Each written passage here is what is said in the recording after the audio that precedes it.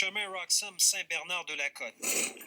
L'endroit est connu des sans-papiers. D'ailleurs, mardi 16h, quelques minutes après l'arrivée de TVA Nouvelles sur les lieux, une quinzaine de migrants se sont présentés à la frontière, certains en taxi et même en minibus. Familles et enfants, avec leurs valises contenant le peu de biens qu'ils possèdent, ont été interceptés par des agents de la GRC.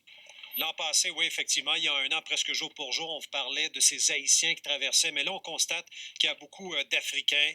Il y a des gens notamment du Nigeria, beaucoup, ils sont nombreux. Les autres proviennent de la Turquie, du Congo, Burundi, Pakistan, de la Syrie, du Yémen et même du Soudan. L'Agence des services frontaliers avait prédit un printemps chaud. Eh bien, ça se confirme. TVA Nouvelles a appris qu'environ 500 migrants ont franchi illégalement la frontière durant le week-end de Pâques. Entre 120 et 150 migrants par jour sont passés par ici entre vendredi et lundi, selon plusieurs sources. Justement, puisqu'ils sont arrivés par centaines ce week-end, cela a alourdi la tâche des douaniers.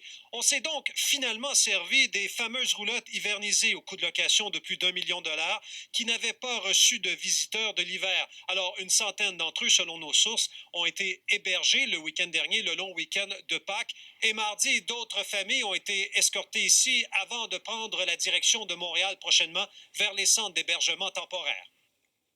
Alors Yves, des organismes de Montréal ont offert de venir en aide à ces migrants illégaux.